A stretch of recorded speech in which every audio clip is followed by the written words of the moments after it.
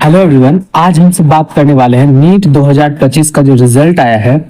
आज हम उसका पूरा का पूरा पोस्टमार्टम करेंगे ताकि हम सब देख पाएंगे कि किन्होंने कितना रैंक लाया, कितने लोग अपेयर हुए थे एग्जाम में, कैसा डाटा चल रहा है।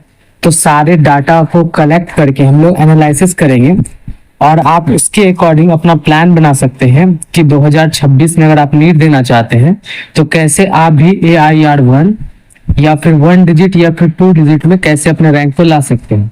ठीक है, सबसे पहले मैं आपको दिखाता हूँ इस साल 2025 में जो स्टूडेंट ने फॉर्म फिल किया था उनके बारे में।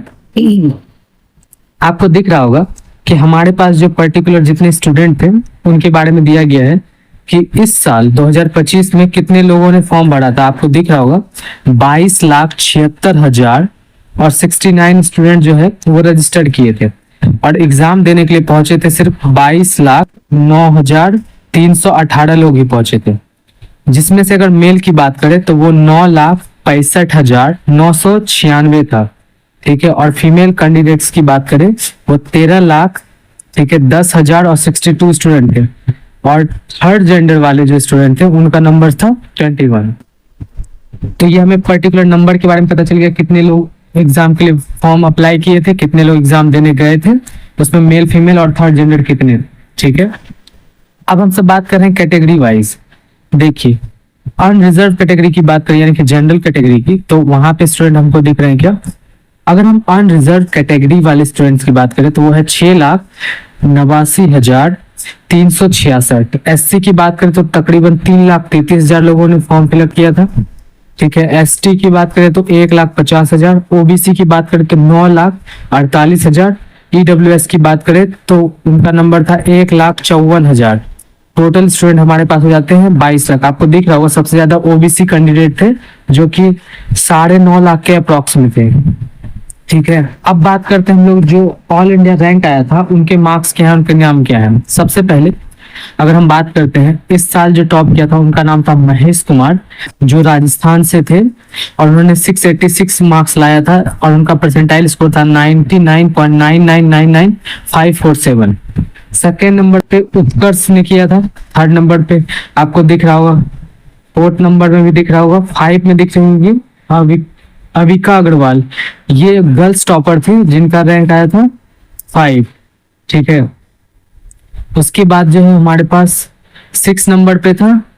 देखिए 6 नंबर पे बहुत ज्यादा कंट्रोवर्सी है क्योंकि उसमें अच्छे से हमें पता नहीं चल पाया कंफर्म कि कौन से इंस्टीट्यूशन का स्टूडेंट था, लेकिन हमें बस उसका मार्क्स देखना है। देखिए मैं आपको मार्क्स के बारे में बता दूं थोड़ा सा कि टॉप 10 जो स्कोर हुआ है वो 675 मार्क्स पे हो चुका है। ठीक है, आरव अग्रवाल। अब देखिए इस बार नीट का पेपर हर बार की तरह 720 मार्क्स का था, जिसमें से 675 मार्क्स अगर आप ला लेते तो टॉप 10 में आ जाते। लेकिन अगर हम अगले साल की बात करें तो अगले साल में प्रॉब्लम क्या आती है, हो सकता है कि अगले साल पेपर इतना टफ नहीं आए और 2024 इतना इजी भी नहीं आए। तो फिर भी हमें मान के चलना चाहिए कि अगर हम टॉप 10 में आना चाहते हैं तो 680 को हमें टारगेट लेके चलना चाहिए, क्योंकि आपको दिख रहा होगा 680 में 5th रैंक आ चुका था। तो टॉप 10 में आप आ सकते हैं 680 में। वैसे भी यहाँ पे 5 मार्क्स का ही गैप बन रहा है। ठीक है, अब मैं आपको एक बार इन सभी को दिखा देता हूँ। सबसे पहले ये हमारा महेश, यानी कि जिसका ऑल इंडिया रैंक 1 आया था, उसने स्कोर किया था 686 मार्क्स। ठीक है, अगर हम रैंक 2 की बात करते हैं, देखिए रैंक 1 जो आया था वो किसी भी प्रेस्टिजियस इंस्टीट्यूशन से नहीं आया था जो हर बार आता था। वो आपको दिख रहा होगा ग्रुप पिपा सीकर का एक इंस्टीट्यूशन था, उन्होंने क्लेम किया था रिजल्ट का। ठीक है, सेकंड रैंक की बात करें तो वो आकाश इंस्टीट्यूशन का था, उसने स्कोर किया था 682। थर्ड रैंक की हमसे बात करते हैं तो थर्ड रैंक था हमारे पास ये लड़का। ठीक है, इसने 681 लाया था। अगर हम फोर्थ रैंक की बात करें तो फोर्थ रैंक पे था ये मृणाल किशोर झा, ये एलन से पास आउट था और इसने ऑल इंडिया रैंक 4 लाया था। अगर हम रैंक 5 की बात करें तो वो थी ये लड़की। ठीक है, जिसने 680 स्कोर किया था।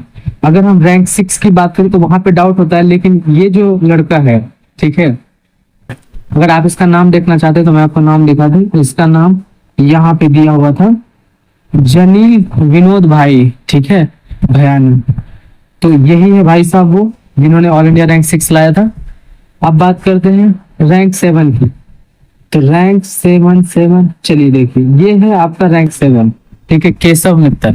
इसके बारे में काफी ज्यादा कंट्रोवर्सी है, क्योंकि बहुत सारे इंस्टीट्यूशन ने जो अपना रिजल्ट पब्लिश किया है उसमें केशव का दिख रहा है फोटो।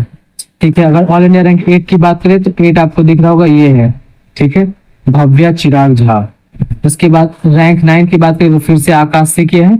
ठीक है, हर्ष के नाम इसका। उसके बाद अगर रैंक 9 की बात करें वो आपको दिख रहा होगा, इसने 675 स्कोर किया था आउट ऑफ 720।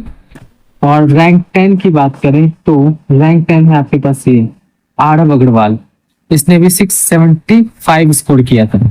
अब देखिए हम इससे क्या जजमेंट कर सकते हैं। पहली बात जजमेंट ये कर सकते हैं कि अगले साल कैंडिडेट्स के नंबर्स और ज्यादा बढ़ सकते हैं, पर हमें घबराना नहीं है।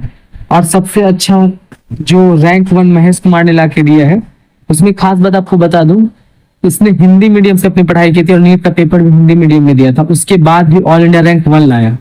ये हमें ये बिलीव दिलाता है कि अगर आप कहीं से भी पढ़ रहे हो, अच्छे इंस्टीट्यूशन में नहीं भी पढ़ रहे हो, पर जो भी आपको प्रॉब्लम आ रहा है पढ़ाई के दौरान, अगर आपके टीचर उस प्रॉब्लम को सॉल्व कर दे रहे हैं तो आप कहीं से भी अच्छा स्कोर कर सकते हैं, इवन आप रैंक 1 भी ला सकते हैं। इसलिए अपने टीचर पे, अपने आप पे भरोसा करें और पढ़ाई पे ज्यादा से ज्यादा टाइम बिताएं। ठीक है।